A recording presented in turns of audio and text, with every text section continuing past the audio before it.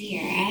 Hi, Andrea. How are you today? I'm doing excellent. How are you? I'm good. I'm so glad that you were willing to do this with me. I really appreciate that you are willing to ask me some questions about myself that maybe would be harder to interview myself, potentially. And I look forward to revealing maybe some things about myself that maybe you don't know, or that other people that are watching and listening would be curious to know about me.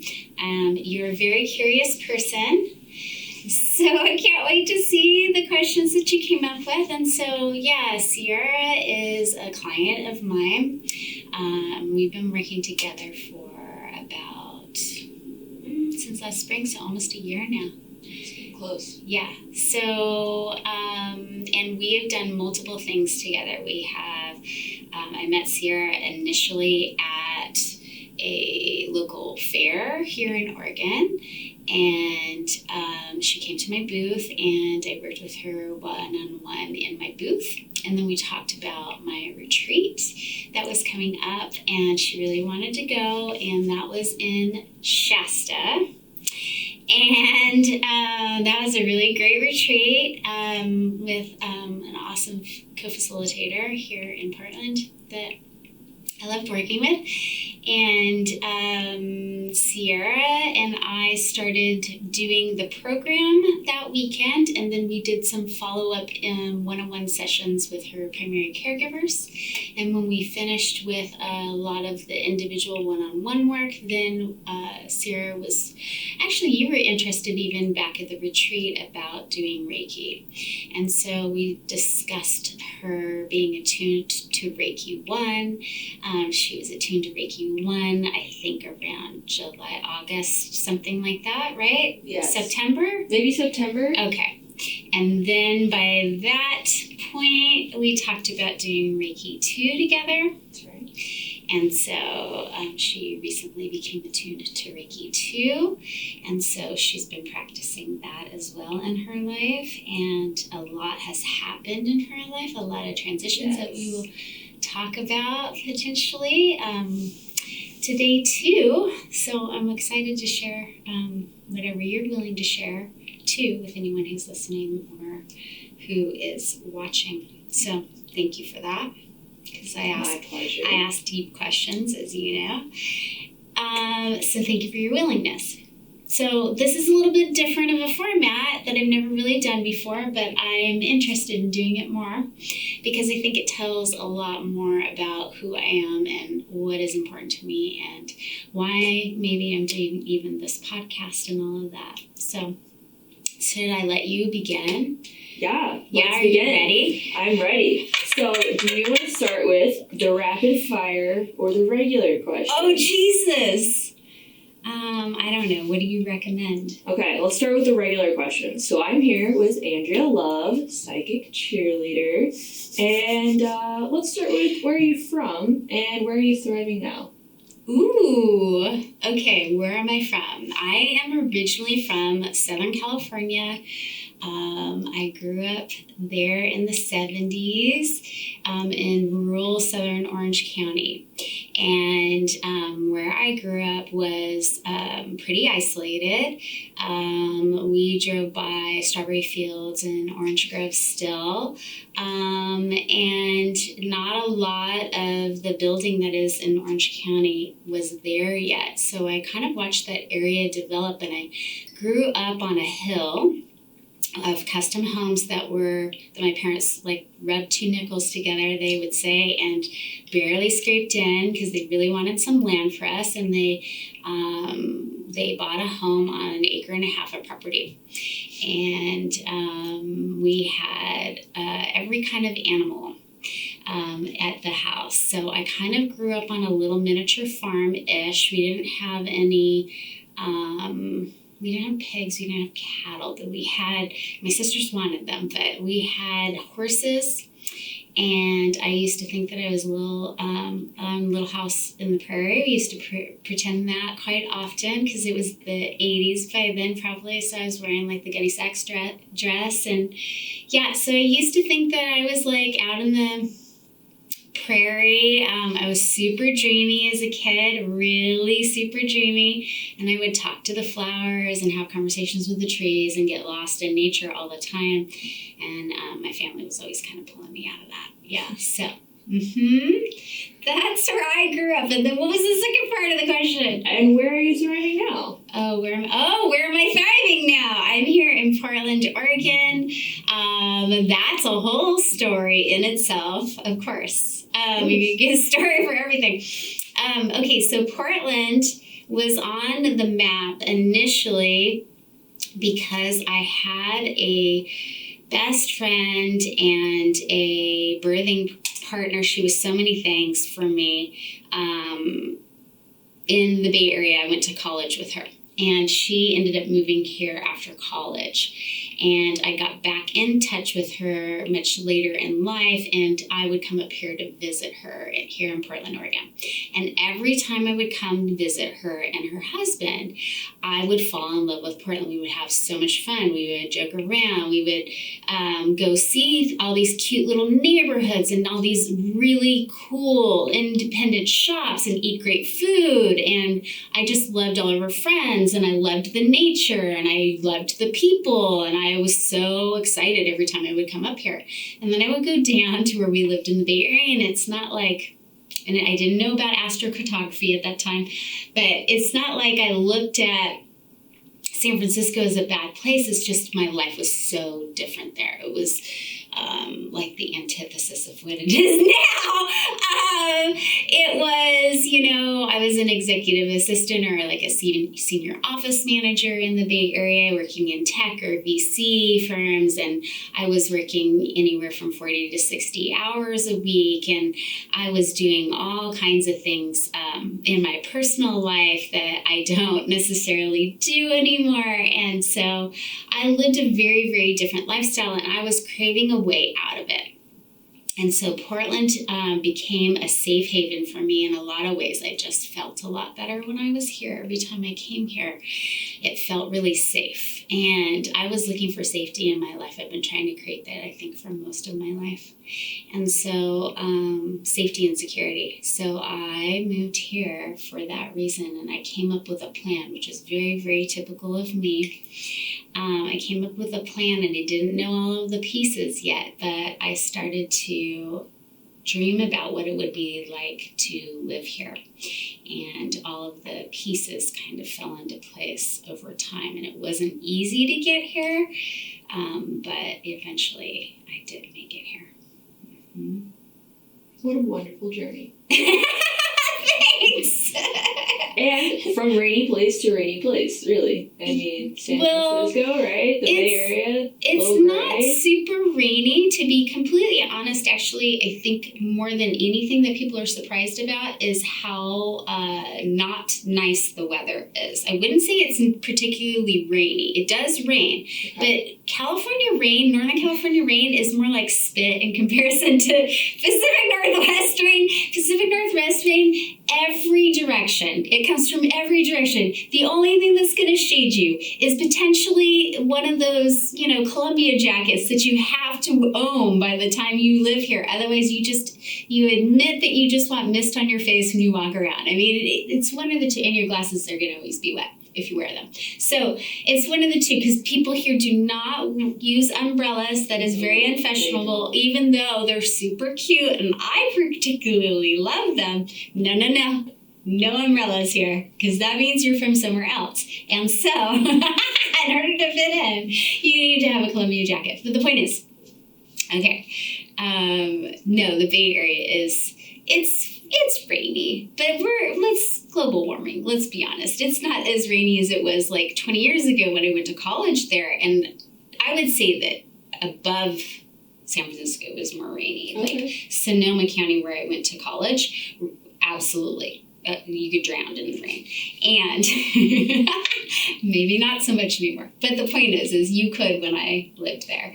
And San Francisco itself is more like windy and cold, and people don't get that. They show up in the middle of the summer and they are like in shorts and a tank top, and they're thinking neat. And if you go to the Bay Area, like if you go to the Bay Area outside of San Francisco to the other side, like Oakland and the East Bay out on the other side, it's gonna be 90 degrees or whatever, right? But then you get to San Francisco. Now, I lived on the side of San Francisco that actually was on what's considered the Bay side. Okay. So Oakland was directly across from me, and not like I could see it in the distance, but like it was on the other side. And that side is particularly warmer. And it's interesting because just like Portland has little systems of climates. Same thing with San Francisco. So we lived on the sunnier side because I couldn't have handled the other side where, all the avenues are, and Golden Gate Park and, all those things. I could not have handled that because the constant cloud cover, right? Same thing with Seattle. And so we made a concerted effort to find a place in San Francisco that I could survive because I need heat. I'm from Southern California, and so this is, even in Portland, this is cold. Yeah, this is cold for me, and I've learned to have the right equipment to get through it, and I have also learned that it really helps to have a trip planned somewhere warm in the middle, which I think I even taught you, in the middle of the winter, because I go a little bit of bananas. This is probably as cold as I want to get. I dream of living in Canada, if they'll take me, but ultimately it's probably a no because I couldn't handle. You think you grew up? Tell me where you grew up again. I grew up in Oklahoma. Yes. So extreme heat, extreme cold. You don't leave, and this is this is not cold to you. You're like, this is temperate. I'm what a nice mild winter. I'm going to wear my leather jacket today. No big deal. And I'm bundled up for winter with a full length coat out there. So that's the difference, right? And so I'm always craving getting warmer for sure. More than anything, I love laying in the sun. I absolutely, that's how I grew up. Well, we have that in common. Mm-hmm. I love laying in the sun, but I recognize that it's not as good for me. Yeah, not so great for you, but. Well, what is a psychic cheerleader and how is that great for us? Oh my God. Okay, so what is a psychic cheerleader? I've been asked this question many times. Okay, so a psychic cheerleader is essentially somebody who, it wasn't how about this? I didn't come up with the term. The term itself, the moniker, do you know this story? Have I told you? I don't think I do. Okay, well then this is great. Okay, so when I moved to Portland, when I fell in love with Portland, I finally got my ass up here, I researched a bunch of different psychics and astrologers and people in the metaphysical community that were here because I was dying to work in this field. And I wanted to know the best people that were here and experience their gifts in person. So one of the people that I came to see was Miss Renee Healing, and she's up in North Portland. Okay. And I saw her when I first got here. And she is an astrologer and also a channeler. And so she's very well known here. So she saw my chart and she said, if I was going through hell, I would want you by my side. You are a psychic cheerleader. And I thought it was funny. And I started calling myself that and talking about it with my friends because I felt like it was the best way to describe, well, I guess it was consensus. It was the best way to describe what it was that I am or what I do.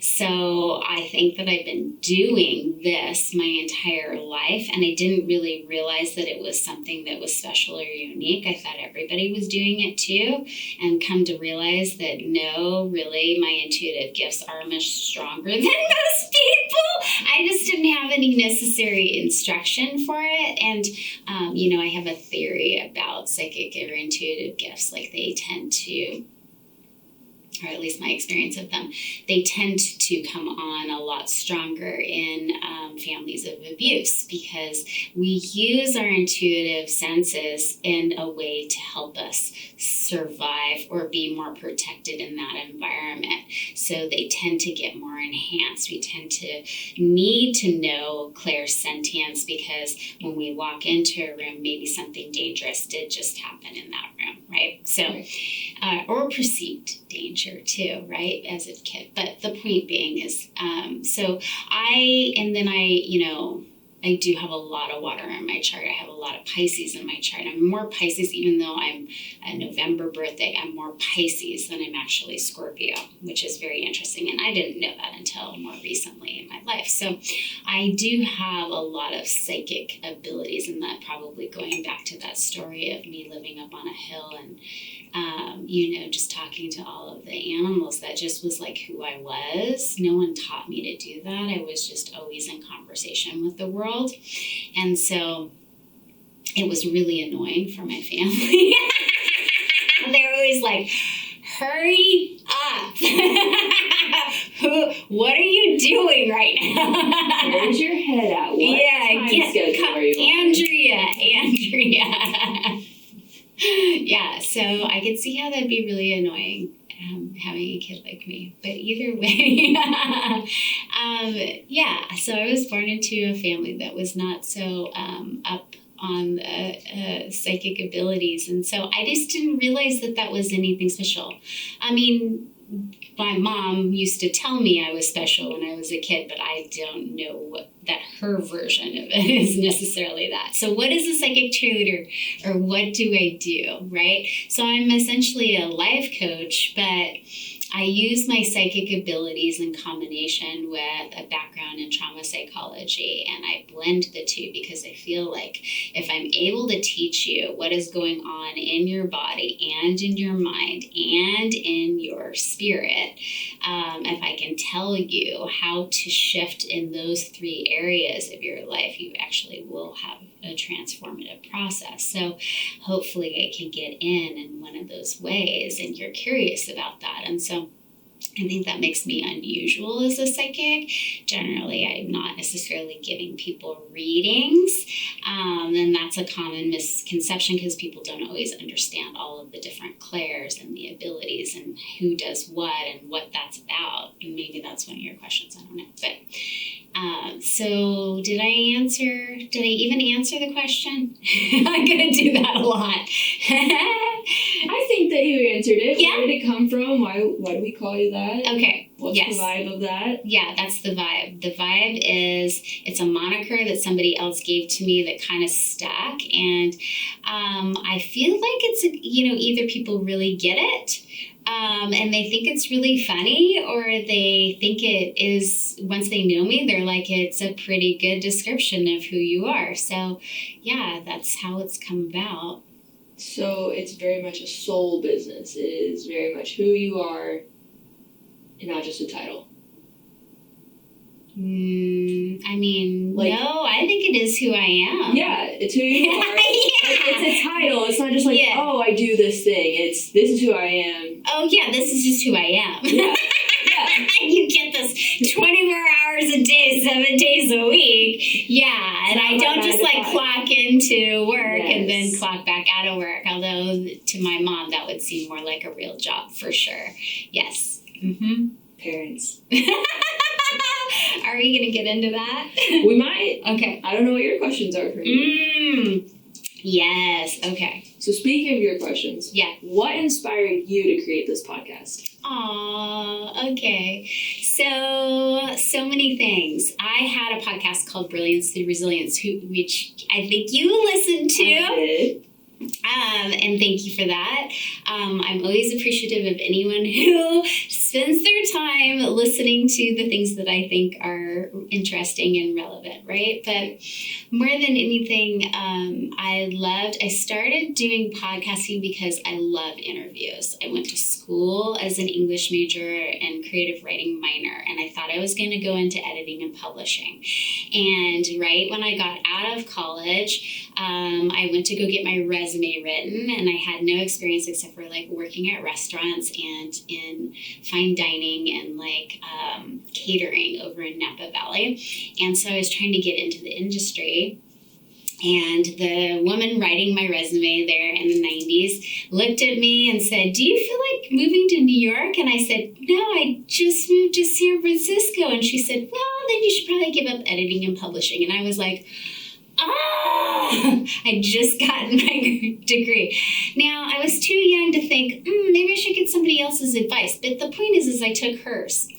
And so I gave up on that dream, and I became an administrative assistant instead, because she told me that at least I had enough experience on my resume to probably get a job in that field. So I did that route, and I didn't go into editing and publishing. I did have one job during college that was for a small press that I'm quite proud of, Black Sparrow Press up in Santa Rosa, that published Charles Bukowski. So I got some experience, and I was totally in. I really wanted to do it. I just didn't have the balls to move to New York, and my mom had me convinced that I would not be successful the further away I got from her.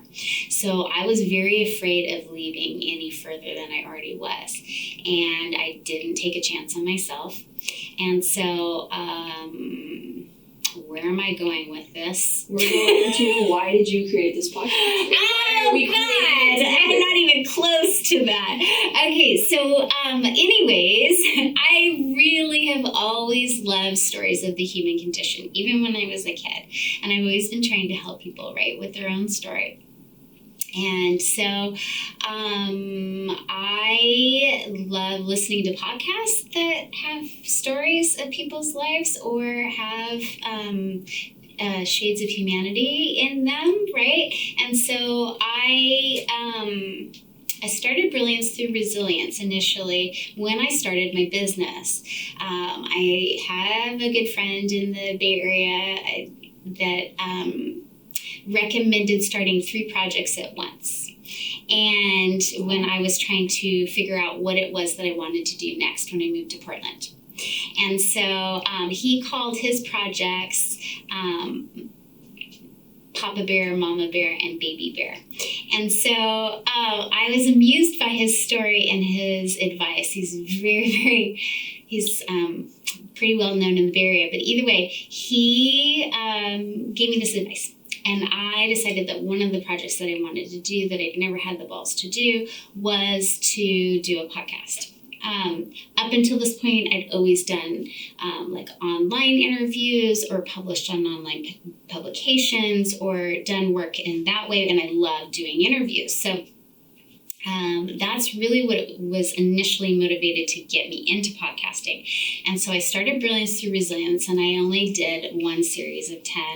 I don't even think I published all of them, right? And so I was doing all of the work myself. And I taught myself like what microphone to use, and I didn't know anybody who knew anything about it. I just moved to Portland, so I was still trying to get to know people here and just trying to figure it out on my own and figure it out online. And so I bought whatever equipment I thought I needed, which was pretty laughable now looking back. And I think, okay, so then, it's a long story, sorry. So then, I was here in Portland, I think the first or second year that I lived here, and I was seated at a live broadcast of someone else's podcast. I ended up there because my ex-husband and his sister, who lives up in Seattle, and her 2 daughters came down to go see one of her favorite podcasts on stage, and she invited us. And so we were sitting over in Southeast at a really cool location that I can't think of the name of right now, and we were sitting in the audience, and this famous woman who's doing this podcast, who's really funny, is sitting on stage, and all of a sudden her sound engineer comes out on stage, and I'm midway probably like on episode 3rd or 4th or whatever. and trying to figure this out all on my own. And she goes, that's my sound engineer, and he just came up with all my questions. And she's like talking about how amazing working with someone was. And I was like, one day I really want some help with this, because I don't think people realize how much work a podcast actually is. It's so much work. And so I put that out to the universe. And then about a little over a year ago, I had done numerous podcasts and been on other people's podcasts as well for interviews, and I really like doing that too. And so I ran into somebody here in Portland who reached out to me to do a podcast here. His name is Cody Maxwell, and he was already doing all of this work in his real life. This is what he does. And so when I first met him, I was obviously very excited for a number of reasons, but one of them being is that I told him if he was ever interested in cohabitating in a space together, in the sense of building my podcast again and helping me with it, would he ever consider going in together as a business? And he considered that for this last year. And then when that was a possibility, we both opened up our studio here called Podcast Studios in Southeast on Southeast Division Street in Portland. And so that is why I got into podcasting. Now, why did I create Loving Everything? Or why is it called Loving Everything? Or why is it different branding? So you mentioned Andrea Love at the beginning. A number of things have changed for me in this last year, specifically, mostly that I'm going through a divorce or have been going through a divorce. And so I have been in the process of renaming myself in some ways. And I've also gotten to a place in my life where I realized that how I love people is pretty unique to me, and that more than anything, when I am working with people, I teach them how to love themselves again. And so I've really come to a place in my life where I've had to learn how to love everything that comes up. And I think it's also really, it's a great, I think that ultimately it just describes how I'm trying to be in the world and how I would like more people to be in the world. And if I can show maybe examples of that for more people, I think that is truly where this podcast comes from. I mean, I love doing interviews. I love getting to know people. I love hearing your story. That's why I do the work that I do. But also, if I can help other people in your story or something that we discover together, or if we can, if I can help other people love aspects of themselves by listening in right now or watching us, then that's my ultimate goal. So my ultimate goal is to teach other people how to love everything more in their lives, including everything that they come in contact with on a day-to-day basis. A very deep, detailed response.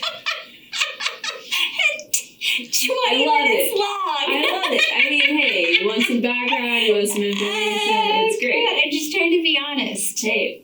And real. That's what this is about. Mm-hmm. Mm-hmm. So, what are you most excited for in 2023? I think for me, 2023 is two things. I think it's freedom and it's discernment. At least in my particular life, I'm hoping to really be able to expand who I am as a person. I really feel like I'm gone through a huge transformation in the last couple of years, but specifically this last year I've changed a lot. And so I'm looking forward to what it feels like to not be in the relationship that I was in for 22 years of my life, and And that was a pretty big story. That was a huge story arc. And so that gives me ultimate freedom to create exactly what I want my life to look like. And I've been here many times in my life. I think that's also kind of what I'm known for, is being able to reinvent from scratch or starting completely over again. I've had to do that multiple times. That's a theme for me. So I'm looking forward to that freedom, because in that freedom I get to truly expand and grow parts of me that have been either afraid or not maybe as mature, or I'm looking forward to the expansive process of what it looks like to not be in this relationship that I've been in for a really long time. And then discernment. I think that more than anything, over the course of my life, I'm pretty open. I'm very open to experiences. I'm very open to a lot of things. And I think that has to do with being raised with absolutely zero boundaries. So, and then being all water, just wanting to experience all kinds of things and not saying no. I don't have a habit of really saying no. And so I've been learning as I get older to say no to things. And so having good discernment about what is right for me at this point and asking for more than I've ever asked for is a huge learning curve for me as well too, because I've really broken through some huge wounding patterns, and I have way more compassion for who I am. And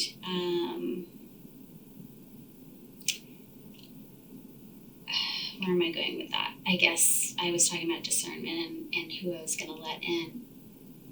I find that as I get older, I get better at understanding who is supportive of me and who is truly loving me and who is really worth my time and energy, and having good boundaries around that, because I used to try and save everyone and I can't. So I've had to learn that. Sounds like an exciting year for 2023. Was that the answer you were hoping you would get? I came in with no expectations. I'm totally teasing you. I'm just trying to keep it light because I keep going dark. So, what is one thing that listeners should know about you? Goodness.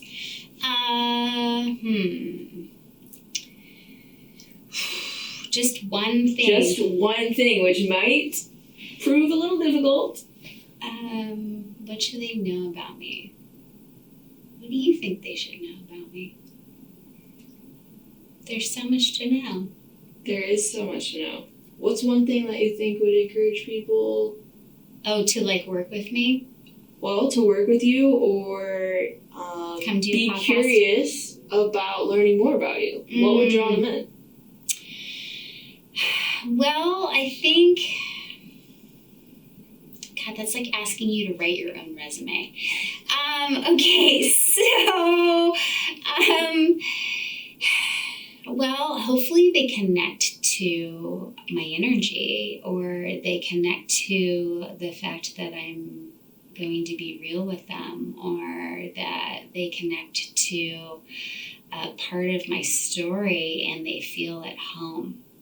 I think people are looking to feel at home in their bodies and in their minds and in their hearts. And I know that I have the tools to help you feel more at home, or to make you feel, not make you, but help you feel more neutral about your environment and about your everyday, less reactive.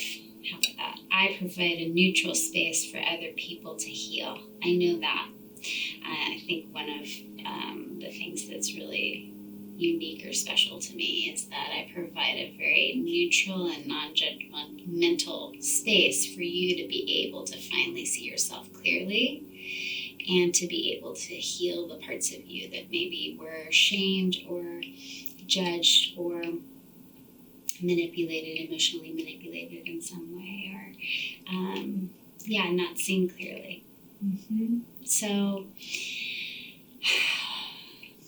hopefully people would want to work with me because they're in a place where they want to see things really clearly for the first time in their life, and they're not afraid anymore. That maybe if they just had companionship to do that process with somebody that they trusted and that could provide a space for them that felt safe and secure for the first time in their life in that area, then they would be able to heal that themselves. So I really want to partner people in their ability to heal, because I, more than anything, can't stand how much suffering is going on in the world. And so that's what I really feel my calling is to help other people with their suffering.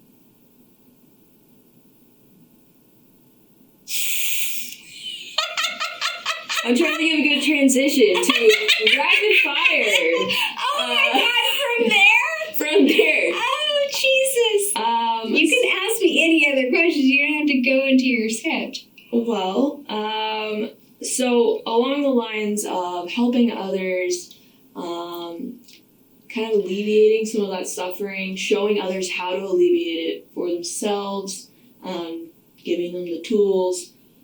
What's a common myth about your field of work? Oh my God, there are so many. Thank you for bringing that up. Okay, so along the lines of not knowing your clairs too, because not everybody's educated in that, and I don't expect them to be at all. And if they don't even want to know, I'm not here to push any information on anyone when I work with them, but definitely we have all these different abilities, psychic abilities, okay? And they're called your clairs because each word starts with clair. Okay, so clairvoyant is your ability to clearly see through your third eye, which is in between your eyebrows, right behind your eyebrows, in the center of your brain, right where your pineal gland is, okay? And maybe I'm pronouncing it incorrectly for other people, but your pineal gland. The point is, your imagination, the place that you create things in your mind, the place that when you close your eyes in meditation, you potentially see other things, okay? Or when I have you close your eyes and I say, picture a lemon, and you picture one hanging on a tree, and I picture one on the counter, that's our imagination that's using our pineal gland. That is the basis for clairvoyance, okay? That right there, your imagination. Okay, so that's kind of hard for people to grasp, right? Well, if I'm just making things up in my head, then how can it really be true? Now, that's just the basics of clairvoyance, but it doesn't necessarily mean that if you don't continue to develop that imagination, you won't be able to see things that can't be proven in real life, right? Okay, so that's developing that ability more, okay? And there are people who do that, and they are called psychics. They give you a reading, okay? And what they're reading on you is essentially they are looking with their pineal gland, and they are being sent images based upon either what their higher self is telling them, or potentially if they work with other guides in their spirit team, their spirit team is giving them pictures or information that way. Or they might see it on you. For instance, if you start telling them something, they might see liar on your forehead, okay? They start seeing things in their mind's eye. Is it written on your forehead? No, but it's inside. I can see it in my imagination. Okay, so they will get messages in different ways that most people would just use their regular eyes to see, okay? So that's that ability, Okay, so some people can give a psychic reading, and I have gone to school for that. I don't prefer to do that. Do I get information that way? Yes, I get information that way all the time, but I'm not always on. I'm not always analyzing everybody, and I am not constantly trying to read people, although it's pretty easy for me to do. And that's not the first sense. Clairvoyance was not my first intuitive ability that came alive, at least in my experience, although I am very visual, hence the whole conversations with animals and plants and kinds of stuff when I was a kid. Okay, so I do have imagination. Now, that being said, there are other abilities. There's clairaudience. Now, clairaudience is the last to come online usually. Okay. The reason why clairaudience is the last to come online is because it has to do with your chakras in your body. They all do, but your chakras in your ears are connected to your throat. Okay, and on the back side of your chakras, where you receive energy, and the energy flows through your body and goes out the front of you, especially when you express yourself. This is called the mouth of God. Okay, on the back of your throat chakra, because it's where you listen for God, and it comes through the back of you right here. Okay, so if you've ever had a neck injury, I have. If you've ever had a neck injury, whiplash injury, anything like that, that's going to affect that. Also, what's going to affect your throat chakra is anything that you do that goes through your throat chakra. So eating, drinking something hot or cold is going to make that energy center constrict or get open. The way I speak about somebody, the way I speak about anything is going to affect whether or not this energy center closes or opens. Okay, because that energy either flows out or it gets stuck here. And that's what also a clairvoyant is doing too. They're reading your body and they're seeing things that are also stuck in your system too. Okay? So they might see inside of you. Some are medical intuitive. What would be considered a medical intuitive is somebody who uses their clairvoyance to see parts of your organs that maybe are inflamed, or a dark spot on your lung, or, okay, so they've really trained themselves to see parts in your body that most people are just kind of walking around using their eyes. Okay, so back to the clairaudience. Clairaudience is the last to come online because let's be honest, we affect this more than anything all day long by what we do, right? You smoke, you drink alcohol, whatever you might do through this is always being affected. Okay, so it's the last for people, and especially for people who don't express themselves, it's the last for people to be able to really truly develop if you're becoming a channeler. Okay, now that's somebody who has the ability to probably also use their clairvoyance as well and see the spirit that they're talking to, but at the same time is channeling information either from their higher self, which I do, as well as from their spirit team, okay, or from galaxies above that, okay? So, different dimensions, okay, from a different dimension than ours. And they have the ability to do that because they raise their vibration in a way, besides we can talk about energy healing, right? But they raise their vibration in a way that their density doesn't stay in the same way when they're in communication, okay? So their density doesn't get in the way of their communication. How about that? So that is that ability, okay? And then there's clairsentience, and there's claircognizance. Clairsentience is, if anybody's ever heard of the word empath, okay, clairsentience is the ability to clearly feel in your body. So clearly feeling can be that you take on the energy of the room. Okay, so for somebody who didn't have a lot of boundaries and wasn't ever taught boundaries, I was very sick as a child. Not only did I hear that consistently from my family, but it was like, don't bring Andrea around the house because if you guys are sick, then she's going to get sick and everyone's going to get sick. And so I was always the person who was sick. Not only was I told that, but I also expected that, right? And then, essentially, I didn't have a lot of boundaries and I was very intuitive. So I would take on the energy of the room. If people got upset around me, I would get upset too. If someone, when I was pregnant, a friend that lived here in Portland, she was going through a divorce. She would get not divorced, she was getting married and she would get really worked up about it. And when I was pregnant, I was so sensitive. I was so sensitive and I would throw up because she would get upset about stuff. So I would take on, I didn't have very good boundaries and I would take on the energy of a room, and that is clairsentience. So I'm very, very introverted, and when I go into a room, I know what's going on with everybody, and I really have to protect myself back to that discernment because I can take a lot on. It can take a lot on from you. I think that's why people get so much healing from me, is because I almost take it on with you and I help transmute it energetically. And so you're not carrying it anymore. We've both gotten it out of the space. And so I help that, but I have to be very clear about clearing my own energy constantly and having good boundaries around that, right? And running my own energy a lot. So, okay. So that's clairsentience. That for me, I think was probably that, and claircognizance were probably the strongest for me for a really long time when I was a kid. Claircognizance is the ability to clearly know. Okay. I am going somewhere with all of this, by the way. So claircognizance is the ability to clearly know.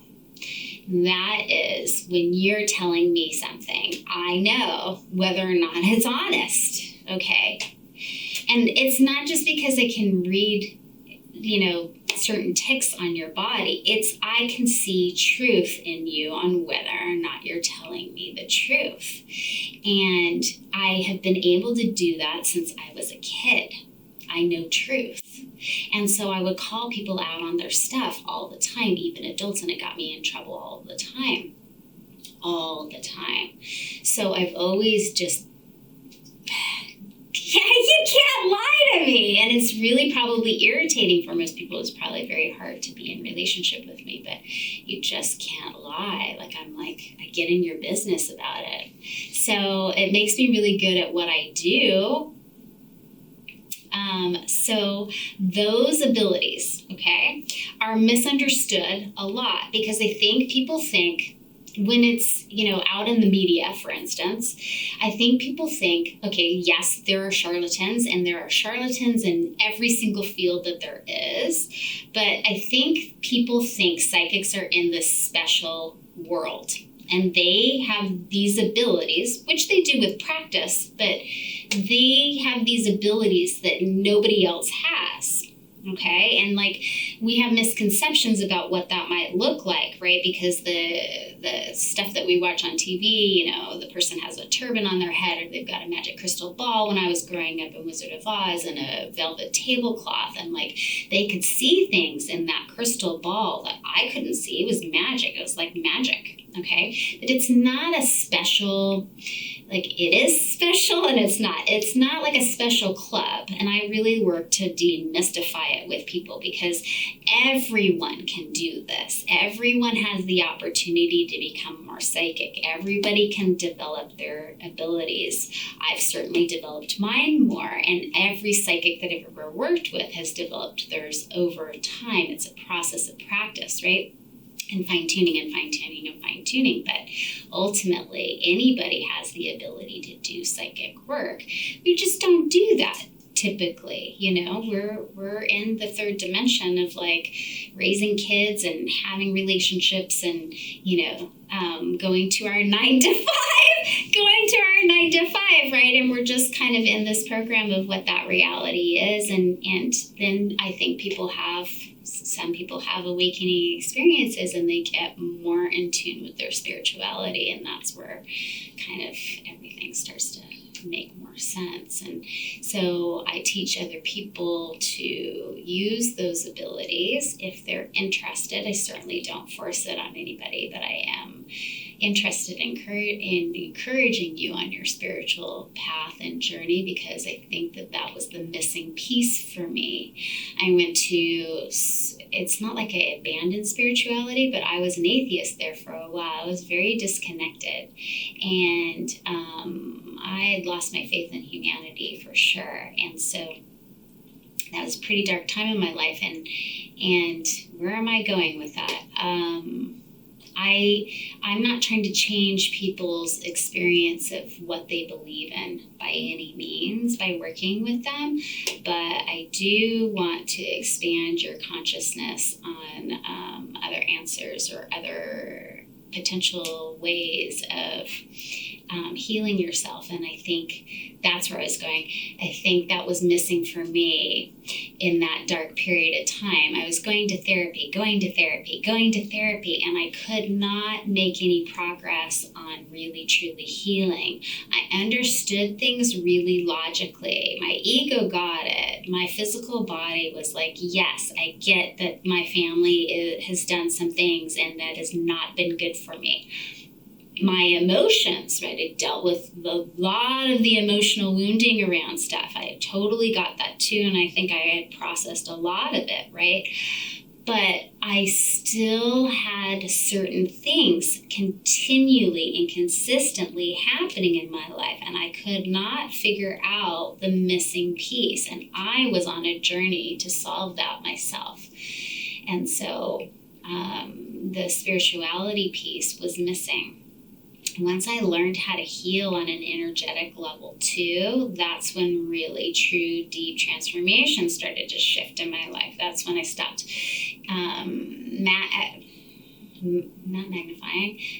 attracting certain experiences over and over and over again. That's when I started choosing very differently in my life, and that's when I really started to do the work that I'm doing now. But ultimately, that's when I really started to heal. And that's why I got into the work that I do, is because all of the people that I was working with that were my mentors and my teachers at the time saw my ability to do what I was doing so quickly, and they said, oh, you have to go show other people what you're learning. So that's essentially when I started Brilliance Through Resilience. I also started Andrea Furbo, Psychic Cheerleader, at the exact same time, and I was just kind of seeing what took off. I didn't really know what Andrea Furbo, Psychic Cheerleader was. Everybody else seemed to have a really good idea of what that should be for me, and that stems from, initially moving here to Portland and having a major life crisis. And in doing so, I was looking into, at the time, I was totally into survivalist techniques, like what would happen if, it was the end of the world and I needed to I know how to build a fire, but go eat edible mushrooms, first, or something like that. Yeah, foraging or something like that. So I was really starting to develop my interests in naturopathy and herbal medicine and essential oils and all of that when I first moved here. And so I sought out, I was seeking out Miss Renee Healing, I sought out a woman who lived here at the time who is my Reiki master teacher. And she had an herbalism program that I had entered into. And she did Reiki in combination with plant medicine. And so she introduced me to Reiki. And when I first walked into her office to receive a Reiki session, again, so open, no boundaries, I'm like, I'll try anything, just heal me, help me heal. I have this really terrible autoimmune condition. Can you heal me? That's literally where I was. I was like, can you, anyone help me with this? I'll try anything, because I'm not going on medicine, and I'm definitely not cutting out my thyroid, and I'm not doing all of these things that they tell me I have to do. There has to be another way. That's usually how I roll. And so where was I going with that? Your smile was really cute and I got lost. What was I talking about? Plant medicine. Oh, yeah. Okay, Tara. So Tara, I was standing in her office and Tara looked at me and she said, what do you do again for work? Okay, so Reiki blows my mind. And I'm like, what the heck was that? Okay. And then when we finish, I'm speeding the story up, but then when we finish, essentially she looks at me, she goes, what do you do again? And I said, I'm an executive assistant. And that's how like indifferent I was about it. That's exactly how I would have introduced myself, always about being an executive assistant. I was always like, I do this thing, everyone else tells me I'm good at it. I don't really like it, but I keep doing it because it makes a certain amount of money and everyone expects me to do it. And I was never excited about being an executive assistant. I was never like, I'm an executive assistant. Never. Okay, so it was like, I'm this executive assistant from the Bay Area. She was like, no, you're not. And I said, yeah, I am. And she goes, no, you're not. So then I started getting mad. I was like, this just shows the ego. I was like, yes, I am. Yes, I am. I worked in the Bay Area for 20 years. I started like defending myself. And she's like, you are not an executive assistant. And I was like, I remember thinking, how do you know that? And she's like, she goes, it's written all over you. And I was like, I want to know what she knows about me.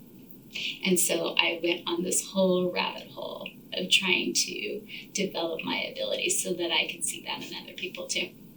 And I was already doing it in some ways, but yes, she was my first kind of, I see that you are changing and that you are creating a different path in your life and that you have been living inauthentically your entire life. And she called me out on it basically in her office. And I was totally like snowblind. I was like, what are you talking about? I'm an executive. So she's like, no, that's the old you. You're in a different place, lady. You gotta wake up. So yeah, so I went through multiple awakenings in my life many times, but that was a huge one for sure. And I have no idea what the original question even was. Well, we started with, what is a common myth? About psychics! But I feel like we've really gotten to what I would consider the most common one of kind of like how I perceived really anything related to psychic. And then like after working with you, what I have learned and reading and exploring and just not being like, oh, I'm not like that. Like that's never, and just like being like, oh, okay, this is accessible to everyone. It's not like, oh, I decided I want to do this and bam, I've got it all done. It's, you work on it, but it is accessible if that's a path that you want to choose. Yes, absolutely. Thank you for articulating that. My pleasure. And I think the common misconception is that psychics are going to take advantage of you. They're going to take advantage of what you don't know about yourself. And, excuse me, if anyone ever reaches out to you, like in direct message on Instagram and is like, oh, I see bad energy on you and I need to give you a reading. Yeah, don't pay them, okay? Because that's not the kind of reading that is true and honest, okay? And yes, we can attract and allow things into our energy field, our energy body that aren't good for us, for sure, absolutely. We store a lot of stuff in our energy body. We absolutely do. So, but don't let people frighten you into getting a reading from them or in them being able to access things that you don't already truly know deep down within you. That's not what this is about, right? The person that truly is trying to help or heal is going to help you recognize your own truths, right? That's why I don't get readings because, if I give you a reading about the future right now and you go outside my door and trip down the stairs and wear an ankle brace, I don't know, for the next 6 months, it's going to change your course of the direction of your entire life and every choice that you're going to make, right?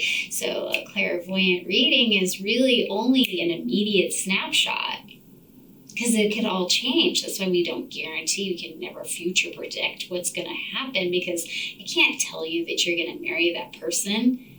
You could. That's on a list of multiple possibilities of reality, but ultimately that is, you have free will, so you choose. You constantly are in control. Now, are there predestined events that you came down here and you have soul contracts with those people to learn? For instance, I think we've even talked about, it's predestined for you to be at that retreat in Shasta with those women, as much as it was for you to meet me, because we agreed, whether we recognize it in this third dimensional reality or we recognize it from a spiritual path, is that we agreed that you would meet me at this time and I would teach you these things. And if you didn't learn them, then you have the free will to then go find that again. But that lesson will keep coming up for you if it was something that you wanted to do to evolve while you're here. And so that is kind of the awakening experience, is awakening to why you're here. And a lot of people think it's super pointless, right? But there really are predestined reasons why you're here. And the awakening process is awakening to why you came. What's so special and unique that only you can do, that you're supposed to be providing for everybody. And so you and I had an interesting conversation about this when we first met, right? What is your purpose? People ask me that all the time. And I try to remind them, like, your purpose is just joy. Like, the universe doesn't want you to suffer. So as much as you can sit in joy and the things that make you happy and the things that really fulfill you, and the more you can have that happen in your life, that is your purpose. And if that means that you love woodworking more than anything and you want to build a business out of that, that is your purpose. If that means that you want 2 kids and they bring you so much joy and you're so happy, that is your purpose. Your purpose is to have fulfillment in your experience while you're here, and to keep creating joy.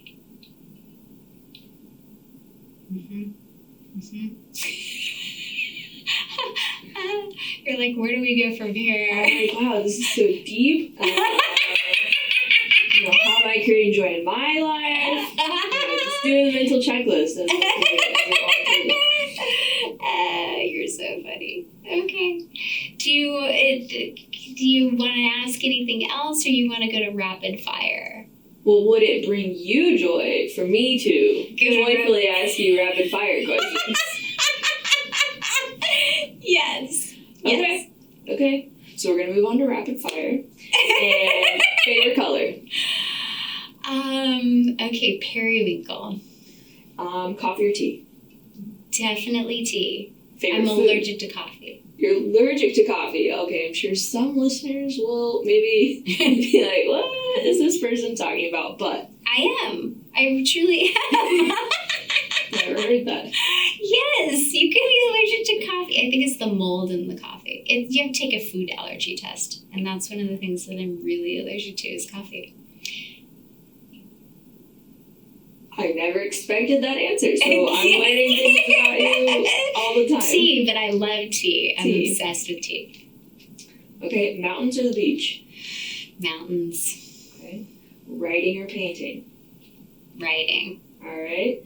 What are your sun, moon, and rising? Okay. My sun is Scorpio. My moon is Pisces. My rising is Pisces. Okay. Favorite food? Probably chips. Chips? Okay. Okay, favorite type of chip? Oh my god. Kettle chips, but definitely there's this brand called Packy that has these nacho cheese chips that are kind of like a natural version of Dorito. Okay. And I'm pretty obsessed with. favorite food, Italian. Okay, like if we're gonna go for a genre of genre food. is Italian. Or Thai. I love Thai too. It's really hard. Sorry. That's the hardest question I have for you. Okay. In my humble opinion. Food is really hard. It's good. I love food. Favorite smell? Oh gosh. My nose is very, very sensitive. God, can you be more specific? Like, favorite smell. Okay. You smell it and you're like, oh, this is my favorite smell. Okay. Well, okay, this is one of them. There are many. My favorite smell is probably the way that the forest smells during autumn. Or like as you're crunching on Yosemite Valley's floor in the autumn, there's something about the dryness of the way that the trees and I don't know, that smell is pretty magical. I love fall. What a great description. We can all smell it with you. It couldn't be simple. There's some beauty in that. Thanks. And that's all my questions I have for your part of the interview. Oh, wow. Okay. Are you ready to transition? I am ready to transition whenever you're ready. Okay. All right, I'm good. So thank you for that, by the way. My pleasure. Yeah, I hope it was mildly entertaining. Oh, it's definitely entertaining. Okay, good. All right, your turn. My turn. All right, where were you born and where did you grow up? We covered that, Oklahoma, but where? So I actually was born in Denver, Colorado. Okay. New tidbit of information for you. And then I lived in Texas from like 1 to 3rd grade, and then I moved to Oklahoma, grew up the rest of the way there. Okay. What was it like to grow up in Oklahoma? Oh, wow. What a great question. So apparently I had a very different experience than a lot of people that I talk to about like schooling experiences. But so growing up in Oklahoma there's a lot of emphasis on family life and children's activities, and sports are really big in Oklahoma. And did you like it? Did I like it? Yeah. I never felt like I really fit in. Okay. In the state as a whole, Okay. growing up or being an adult. But I had really a pretty good childhood. Why did you not feel like you fit in?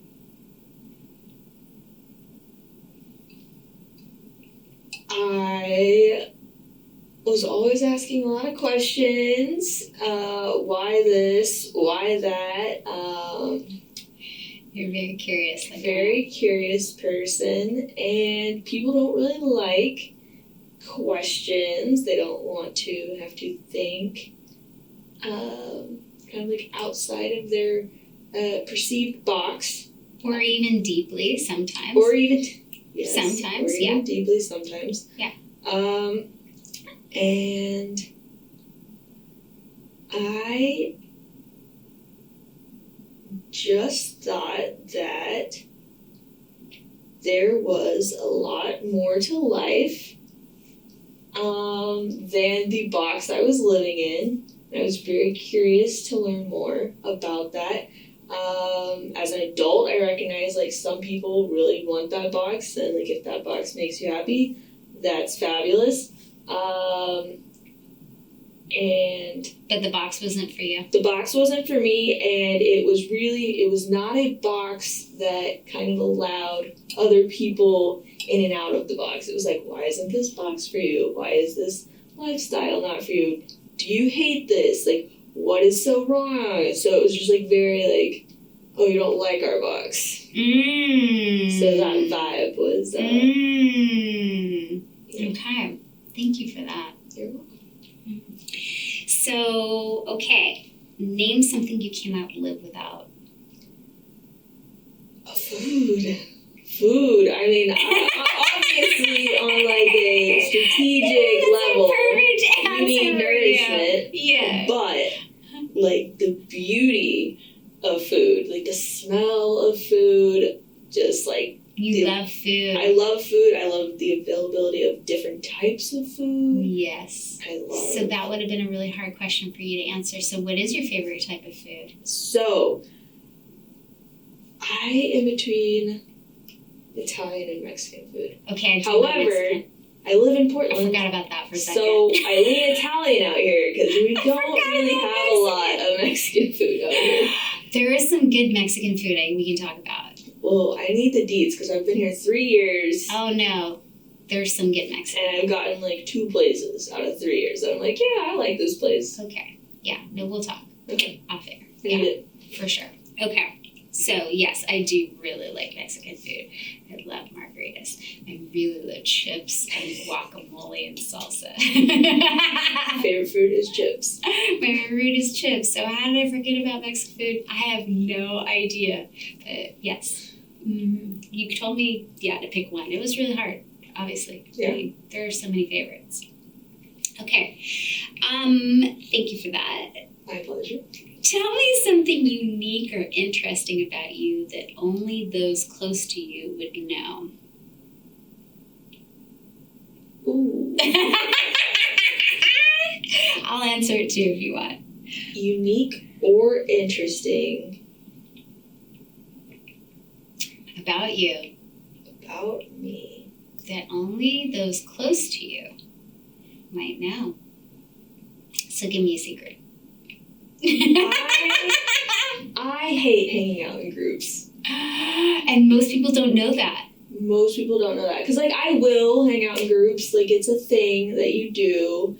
I don't like birthday parties that are in groups. Like, for myself, like, you know, my 21st birthday, everyone was like, let's get together. And I was like, this is, like, the absolute not what I want to do for my 21st birthday. I like one-on-one conversations. Me too. I like being able to connect. I'm getting better at group stuff. Me too. But it is definitely not my preferred way to hang out. And all of my close friends are like, oh, I hang out with you, like, and we have our time. And, like, you know, we're never really with a group of your friends. No. So. No, very rarely are you going to meet all of my friends in one place unless you go to a retreat with me. Well, and you would have to bring a lot of people together from a lot of different places at this point. I've got a lot of friends in a lot of places. Okay. So you don't like groups. No. All right. What are you naturally gifted in?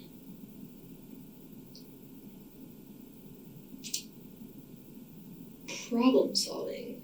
You That are. would be my natural gift. I agree. You're really good at problem solving. When I first met you, I hope you don't mind that I kind of jump in with some of your questions and answers. When I first met you, and I know I've told you this, you remind me in some aspects, not in all, but in some aspects, you remind me a lot of a younger version of me. Your curiosity for things definitely reminds me of me wanting to get to the bottom of things and to problem solve. You problem solve differently. Your brain is much more on the mathematical end of the spectrum than mine is. Yeah, it is. Naturally, I think, yes, that comes to you a lot easier than it comes to me. How about that? So, but, yes. I got lost again. Okay, so let's ask you the next question. How about that? Okay. What was it like to grow up in your family? What was it like to grow up in my family?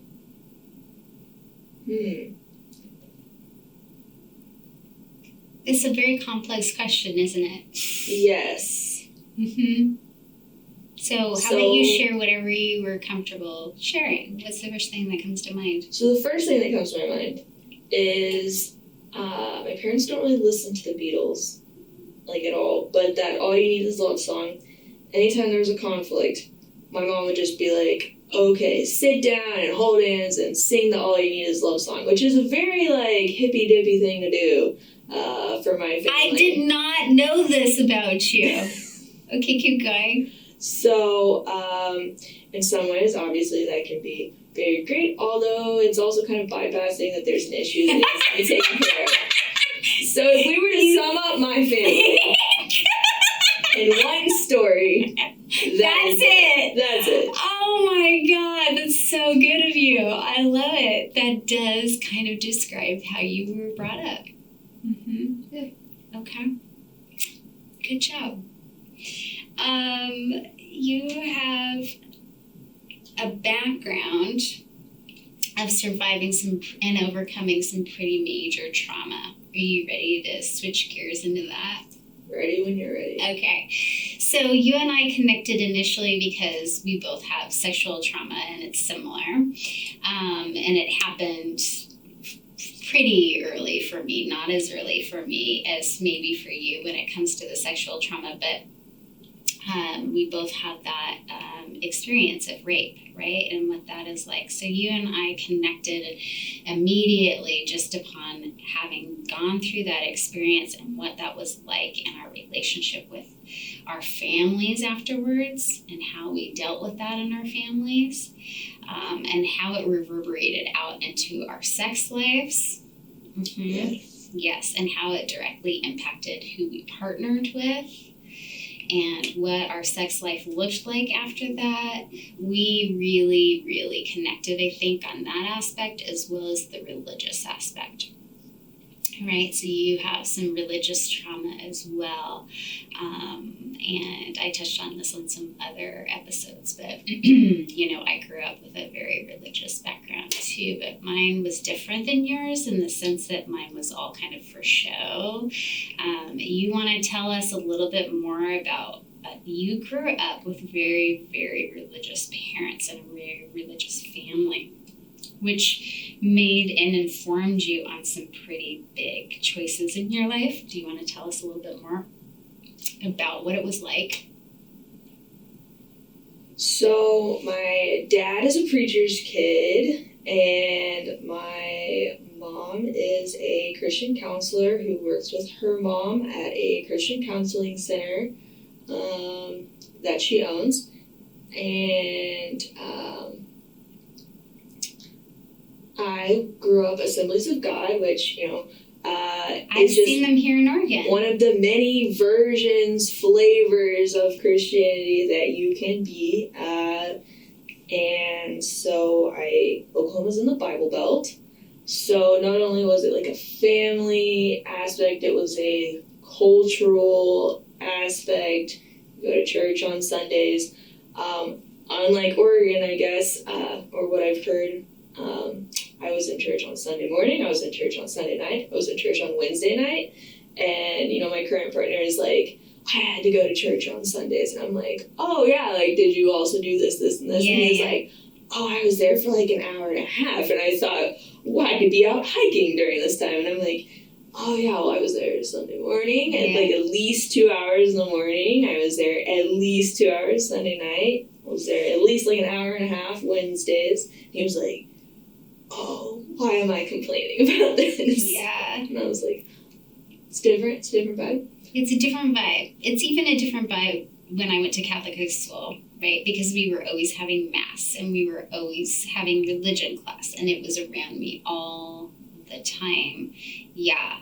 And then you're going to specific events and you're doing Mass before the events. And it's like, you're always doing communion. You're always, you're always in it. And yeah, as a teenager for me, at a certain point, I was just like, there are so many other things that I'd like to be focused on right now besides this in my life.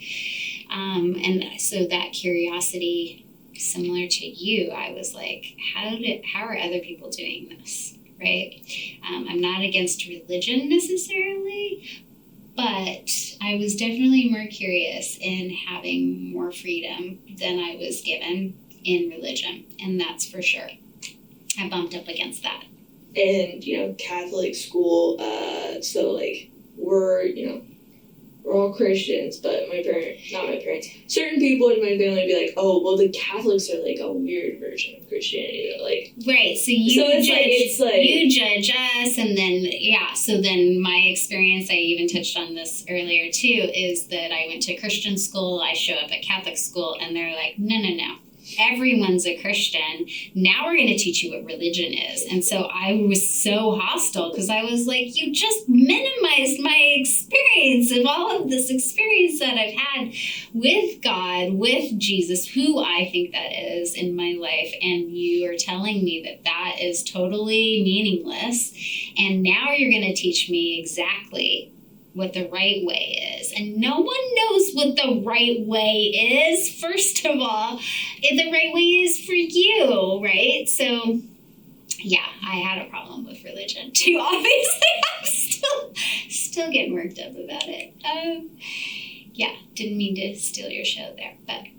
It is a triggering topic for a lot of people, and it's always interesting kind of holding space and listening to how it has affected a multitude of people. We're not back hundreds of years ago having people dying over it. Right. In first world countries necessarily. Right.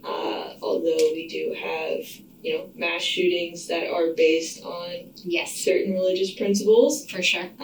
So people are still dying over it. It's just not as in your face as it was a few hundred years ago. Yes. And it's very interesting to learn about each person's different experience.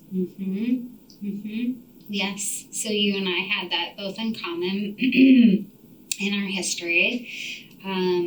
So we bonded over that. Where was I going with that? Okay, so yes. Can you tell us more about how these specific chronic traumas disrupted your sense of safety within your family? Do you mind sharing a little bit about that? Let's see here.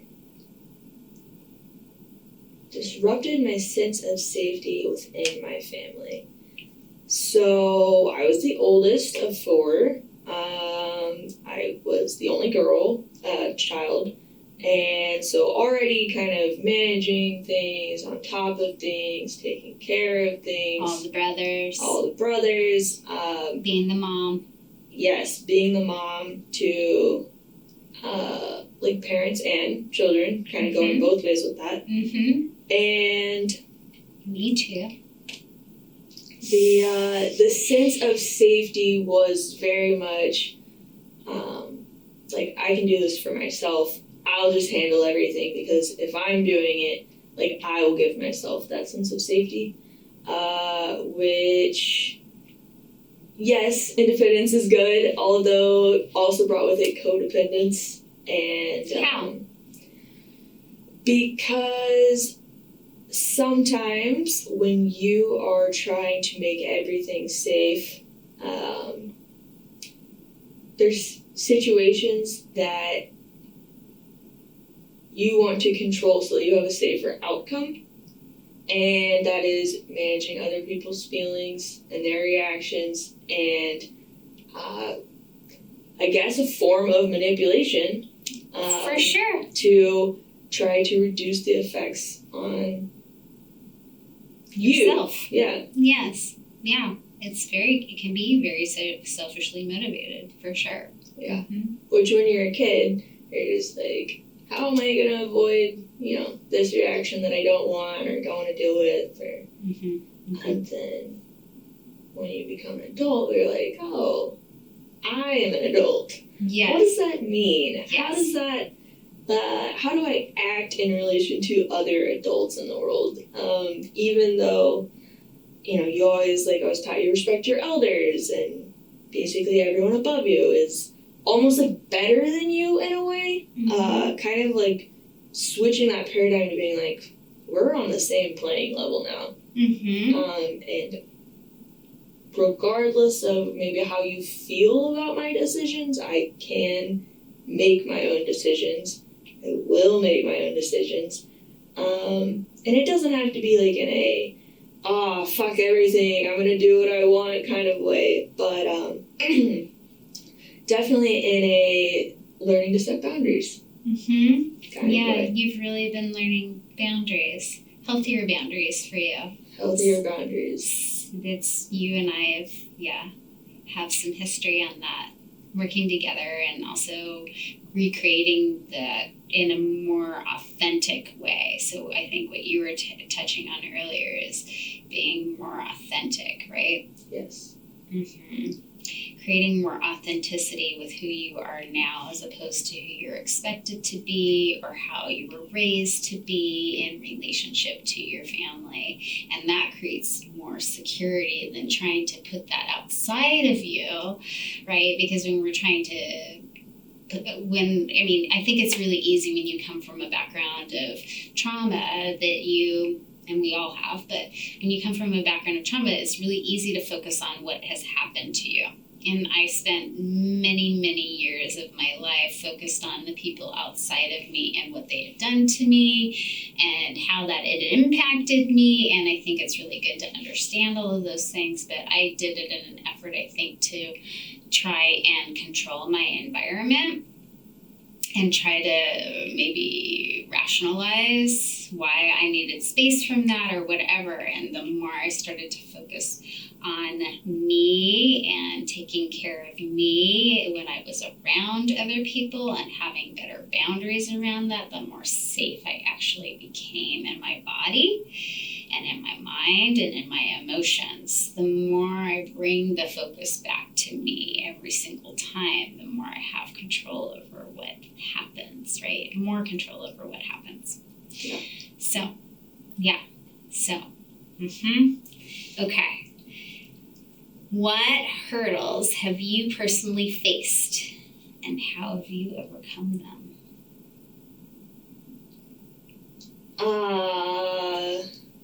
That is an interesting question.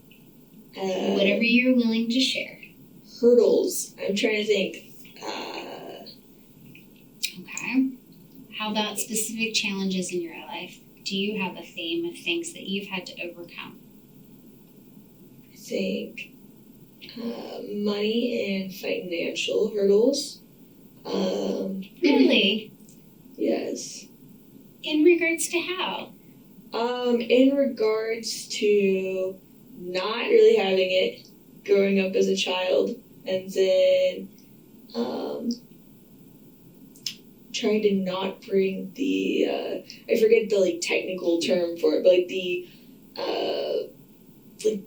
poor mindset to scarcity. Scarcity mindset to my adult life, which is something that I still work on because financial security is a type of being able to control the security and safety of your surroundings. It is also a necessity. It is a necessity. It is a necessity, and it's very, very important to maneuver right in this world. Yeah. It is important to have a sense of security around that. And we tend to take on our parents' modeling for how their relationships are with money and how they spent money around us and how they talked about money with us and how money was handled is a lot of times modeled to us, all the time modeled to us by our parents until we choose differently or educate ourselves further or do some healing around our first chakra, right? Or, do some sort of pushing through that boundary of what we are deserving of and the fact that we can create the life that we want. Yes. So that was definitely a hurdle that I still am working on more with the mindset around. But so then the hurdle of sexual abuse at a young age, and then the kind of repercussions of that not being out in the open everything's hidden. Mm-hmm. Not really understanding, because at the time, I didn't know what was happening. Mm-hmm. So not even really gaining like a conscious understanding. Had some questions, but they were kind of like pushed under the rug. And then became an adult and was like, oh, like, that's not right. Mm-hmm. So not even having awareness around the abuse or that it was abuse. Yeah. Yeah. And worked with some people who had backgrounds, sexual trauma themselves, helping people. And that started. Really important, yeah. Yes. Kind of like that validating aspect. So and that started back in Oklahoma. And has been like a long journey. And so that is a hurdle. Sorry, I didn't mean to use that particular word. No, I was just like, that's so funny. My brother broke his arm jumping hurdles. Oh, did he? Yeah, he was going to be going to state, and it was like one of the last regionals. And another kid accidentally knocked his own hurdle, which knocked into my brother's hurdle. Oh, geez. And it caught his leg while he was in the process of jumping. And it was a whole thing. I bet He's got like a plate in his arm and like 17 screws or something. But wow. Yes. So I'm just like thinking of hurdles. Yeah. Yeah, it's hard when you're asked these questions because your mind can go in 10 different directions. A lot of directions. I learned that while you were asking me. And then I'm like, what did you even ask me? It's easy for me to, get lost. Okay. Let's see. What are your fears or what keeps you awake at night?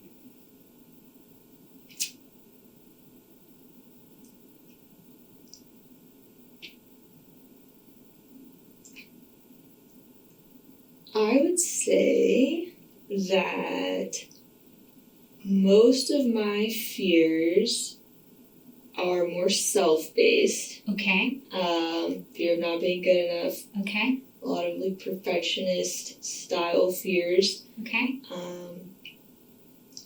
And one that I have been actively, consciously working on and moving away from is fear that I'm not living the life that people think I should be living in a certain way, so I will incur the wrath of hell afterwards. Yeah, that's a big one. Yeah, because you dealt with that for a really long time. Yes. So, I've made a lot of progress on that one. You really have. I commend you for that. Yeah. You're welcome. And I appreciate you admitting it too. Yeah. We're here to be real. Yes, I know. On that note, fear of trust. Like, I have a very difficult time trusting other people. Yes. And that definitely shows. And then I try to take it all on myself. And then that's not good either. So trying to be less fearful of others and the lessons that they have that I'm supposed to learn through them, and not just be like, oh, another person I can't count on. Like, I have to do it all myself. And then with that, surrounding myself with people that I don't have to feel that way around. Having better discernment. Yes. Good for you. There's so many ways I could go with that. I'm just looking at the other questions because we have been talking for a while. Okay, let's see. Let's talk about love for a second. What makes you feel loved? You're gonna laugh, but when people cook or bake for me, I'm like, oh, I'm so loved. They put their time and their energy, because we're talking about food again. Yeah, but it's the way that you feel comforted. And I imagine that in your home environment when you were growing up, like you have some really good memories around meals. That's my guess. Yes. At the deep center of you creating home and family and security, there's these meals that you've had that have been really, really formative, either in a very profound way, in a great way, or in some very terrible meals too, at like my family, right? A lot of things surrounding food in my family, and dining room table. I used to hide around the dining room table, which is kind of interesting underneath, right? So that has to do with meals too. That's a big thing. That's how we spend the most quality time together. It's when everyone is present. They teach you in parenting when you're raising kids that's like, are you all having a meal together? My parents put a lot of focus and a lot of effort on meals, being around the table together. Yes. And that's how you feel loved. That is how I feel loved. And that has to do with our love languages. Our love languages are really just aspects of the things that we really appreciated when we were kids that we have wounding around. Mm-hmm. Yes. So,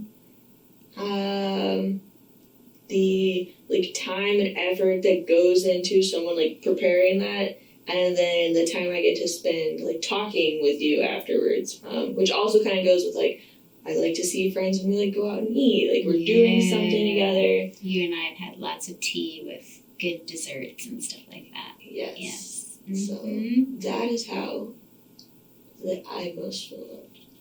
That's really sweet, Cierra. That's really sweet. Okay, last question. What has been your greatest lesson in love? Oh, greatest lesson in love. Mm-hmm.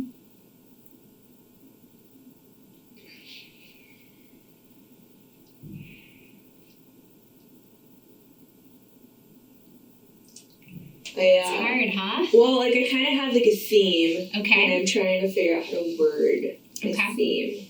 Not in a, you have to love yourself before you love anyone else, because I really do feel there's something about, a pure love of, other people and, friends and family that, also helps inform your love of yourself. For sure. But finding that love inside of me so that I am not so caught up in finding it in other people for myself. I love this. So it's not oh, you can't love anyone until you love yourself, but it is if you don't know how to love yourself, you're kind of looking for that, searching for that. For sure. And it also, rejection-wise, it hurts a lot more when you have issues with people, and it really helps take, some of that personalness, You're taking it personal. Yeah, out of it. Yeah. So, still working on it, still learning. I'm not an expert. Girl, you're doing great. But like I've told you on many occasions, you are way past where I was when I was your age. I wish I could give you the perspective that, maybe you can take my word for it. I don't know. But you are doing great. You're doing great.